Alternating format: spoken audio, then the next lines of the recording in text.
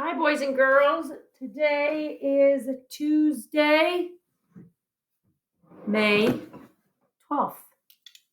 I hope that everybody had a nice day yesterday. It was cold and cloudy and rainy, and I drank a lot of hot tea and stayed inside, and I hope that today is a better day. I'm wearing my new Be Kind shirt that I got for Mother's Day.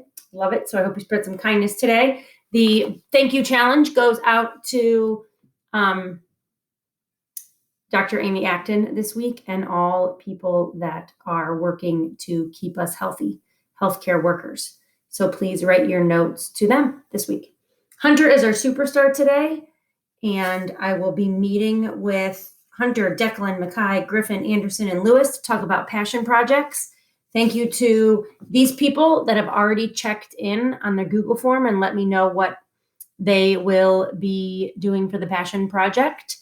Will Soccer, Charlotte Beam Art, Campbell Backbend Kickover, Edward Trains, Alden Gymnastics, Sam Football, Lilia Art and Creation, Lucy Acting, Griffin Creating with Legos, Helen YouTube Video, Hunter Yardwork, Anderson Legos, Madeline Tennis, Stella Reading, which I love that Stella, and Alex Gymnastics. So we are going to have some really great presentations. My joke for today is about math. Why can't a nose be 12 inches long? Why can't a nose be 12 inches long? Because then it would be a foot. A foot is the same as 12 inches. Like it. All right, we're beginning chapter 3 of Goonie Bird Green. On Friday, Goonie Bird was wearing capri pants, a satin tank top, and a long string of pearls. Her red hair was twisted into one long braid, which was decorated with plastic flowers. There were flip-flops on her feet. "You look beautiful," Kiko said to Goonie Bird in an admiring whisper. "Yes, I know," Goonie Bird replied. "Thank you, Kiko." She walked to the front of the classroom when Mrs. Pigeon told her it was time. Malcolm was back in the classroom. He was at his desk writing, "I will never put anything in my nose." 100 times on a piece of lined paper. The nurse had told him to do that. She said it would keep his hands busy. "How come Goonie Bird gets to go stand in front of the class?" Malcolm asked. "Shh, everybody, except for Felicia Ann said to Malcolm. "Listen." "Today," Goonie Bird said, "I have a very exciting story to tell you. In my story, there is a long journey, a mystery, and a rescue." Mrs. Pigeon, seated at her desk, had begun correcting some spelling papers. She looked up. "Listen, second graders," she said. "Hear the different things that Goonie Bird is putting in her story? That is what good storytellers do." Goonie Bird listened patiently to the teacher. Then she stood up straight and did some breathing exercises. Finally, she took a deep breath and looked at the class. "I am ready to begin," she said at last. "The title of the story for today will be How Goonie Bird Came from China on a Flying Carpet." "Just like Aladdin," Barry Tuckerman said in a loud whisper. "Barry, pay attention, please," Goonie Bird said. "I'd like to have absolutely all eyes on me."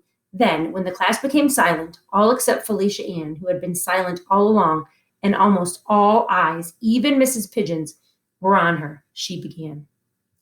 How Goonie Bird Came from China on a Flying Carpet.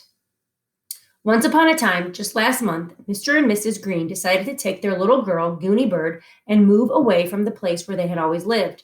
They had always lived in China, but now Mr. Green had a new job, and his new job was in Water Tower. "That's here," Chelsea said aloud. "I live in Water Tower." Goonie Bird stopped talking. She arranged her pearl necklace so that it was draped over one shoulder. "Me too," Tricia said. "We all live in Water Tower," Ben pointed out. "That's why we go to Water Tower Elementary School." "Class," Mrs. Pigeon warned. "Mrs. Pigeon," Goonie Bird said politely, "let me take care of this." "Children," she said in a firm voice, "I cannot tell a story if I am constantly interrupted. There will be time for questions and comments. Please raise your hand if you want to say something. It's very distracting for me if you call out." "Sorry," Tricia said. "Sorry," Chelsea said. "Sorry," Ben added.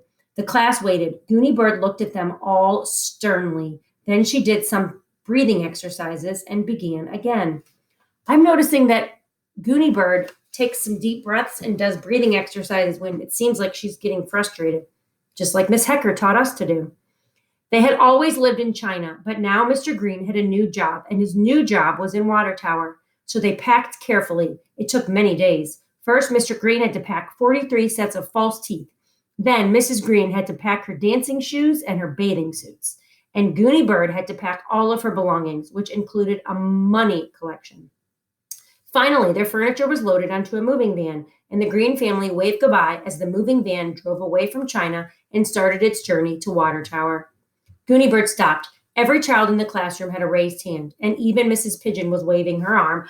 "I have an intermission now for questions," Goonie Bird said. "Chelsea, yours first." "Why did Mr. Green have 43 pairs of false teeth?" Chelsea asked. "The false teeth are not part of the story," Goonie Bird said. "Malcolm?" Malcolm had looked up from his "I will not put anything in my nose" paper. His eyes were very wide. "Tell me about the money collection," he said. "That's another story," Goonie Bird said. "Beanie? When are you going to tell about the prince and the diamonds?" Beanie asked. Goonie Bird thought it over. "On Monday, I'll tell it," she said. "Now there's time for one more question before I continue. Mrs. Pigeon, did you have your hand raised?" Mrs. Pigeon nodded. "Goonie Bird," she said in a nice voice, "you have an amazing imagination, and we think you are wonderful at telling stories. Don't we, class?" She looked around, and almost all of the children nodded. "But I want to be certain that the children understand that these stories are made up. So I want to point out, my stories are absolutely true," said Goonie Bird. "I want to point out," Mrs. Pigeon went on, "that of course we all know that China is a foreign country across the ocean and that a moving van could never drive from China to Water Tower." Goonie Bird rearranged her pearls and sighed. "Mrs. Pigeon," she said, "why don't we take a few minutes for research? Is there an atlas on this bookcase?" An atlas is a book that we have in our classroom, and it is full of maps. So if we were present day and looking up information on China, we would just go to Google or go onto the internet. But in the past, they had to go on into an atlas. This book was published in 2002. So this book was published when atlases were still very popular in a way for people to research and find where cities and countries are located. Mrs. Pigeon laughed and said, "Of course." She went to the bookcase and took out a book of maps called the Atlas. "Now," said Goonie Bird, "would you find out if there are any other Chinas?"